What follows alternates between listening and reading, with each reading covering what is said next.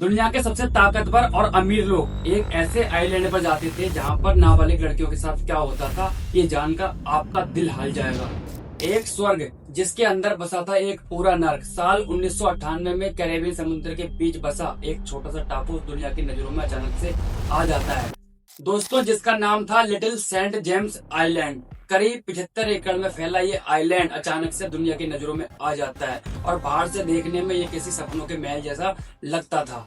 इसके चारों तरफ नीला पानी था, सफेद रेत वाले बीच थे, घनी हरियाली थी, बीच में एक आलीशान महल था। इस पूरे आइलैंड पर प्राइवेट बड़े बड़े विला थे, स्विमिंग पूल था, जिम थे, यहाँ तक कि एक हेलीपैड भी मौजूद था। दोस्तों, इस आइलैंड पर सब कुछ इतना परफेक्ट था कि कोई भी इंसान इसको अमीर लोगों का स्वर्ग कह सकता था। लेकिन दोस्तों, इसी खूबसूरती के पीछे छुपा था एक डरावना सच।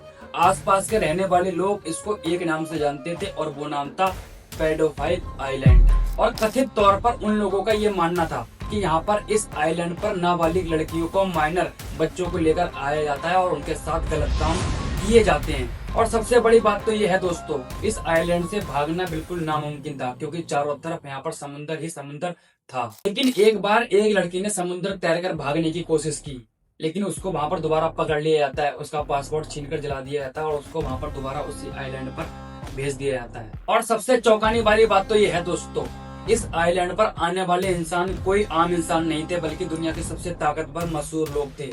लेकिन दोस्तों, बाद में एक नाम सामने आता है जिसने पूरी दुनिया को हिलाकर रख दिया था। इस आइलैंड का मालिक था जेफरी एप्स्टीन, एक ऐसा नाम जो बाद में दुनिया के सबसे बड़े स्कैंडल से जोड़ा गया था। दोस्तों, जेफरी एप्स्टीन की शुरुआत बेहद साधारण थी। वो पहले एक मैथ का टीचर था, वो लोगों को मैथ पढ़ाया करता था। लेकिन बाद में उसकी जिंदगी में एक ऐसा मोड़ आता है कि वो अरबपति लोगों का फाइनेंशियल एडवाइजर बन जाता है। जेफरी एप्स्टीन के संपर्क में इतने बड़े लोग थे कि उसकी दोस्ती में बिल क्लिंटन, डोनाल्ड ट्रंप, यहाँ तक कि यहूद ग्राफ जैसे नाम भी शामिल थे। कहा जाता है कि वो प्राइवेट जेट में घूमा करता था, हाई प्रोफाइल पार्टियां करता था और दुनिया के सबसे ताकतवर लोगों के साथ में बैठता उठता था। लेकिन कहानी अभी शुरू नहीं हुई थी। मार्च 2005 फ्लोरिडा के पाम वाले बीच इलाके से एक लड़की 14 साल की और उसके माता पिता पुलिस स्टेशन पहुंचते हैं। वहां पर जाकर एक शिकायत कराते हैं और दोस्तों, वो 14 साल की लड़की पुलिस को बताती है कि उसको एक अमीर इंसान के घर पर लेके जाया जाता है, जहां उसे मसाज देने के बदले पैसे देने का लालच दिया गया था।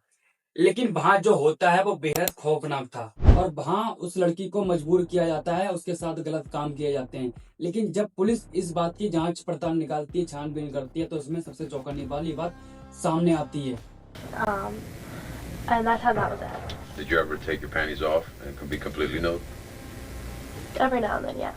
Based on these victim accounts, the search, and other evidence, Palm Beach police asked the state attorney to bring felony charges against Epstein they thought would put him behind bars for life. Instead, for still undisclosed reasons, Epstein got a sweetheart deal.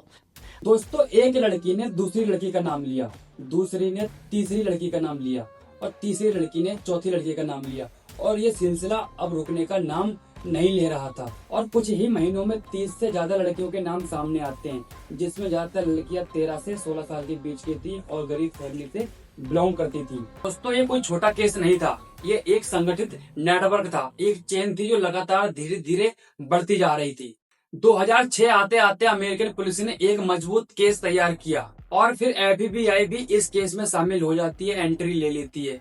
और दोस्तों, फिर इस case ने एक ऐसा मोड़ लिया जिसने सबको हैरान कर रख दिया था। मियामी की फेडरल अटॉर्नी यानी कि अलेक्जेंडर अकोस्टा ने एप्स्टीन के वकीलों के साथ में एक सीक्रेट डील तैयार की। दोस्तों, इस सीक्रेट डील के तहत एप्स्टीन को बस छोटे आरोपों में दोषी माना जाता है, बाकी सभी बड़े आरोपों से उसको मुक्त कर दिया जाता है और बदले में उसके साथियों को और उसके साथियों पे लगे बड़े आरोपों को भी यहाँ पर खारिज कर दिया जाता है, उनको वहां से बेगुनाह साबित कर दिया जाता है। और 2008 में उसे सिर्फ 18 महीने की सजा मिलती है और एक ऐसी जेल में रखा जाता है जहाँ से वो दिन में जाकर बाहर काम भी कर सकता है। लेकिन हैरानी की बात तो ये थी कि उसकी सजा पूरी भी नहीं होती थी, वो उससे पहले ही जेल से बाहर निकल जाता था। लेकिन एक महिला पत्रकार ने इस पूरी कहानी, इस पूरे केस को जिंदा रखा और दोस्तों, इस महिला पत्रकार का नाम था जूली के ब्राउन।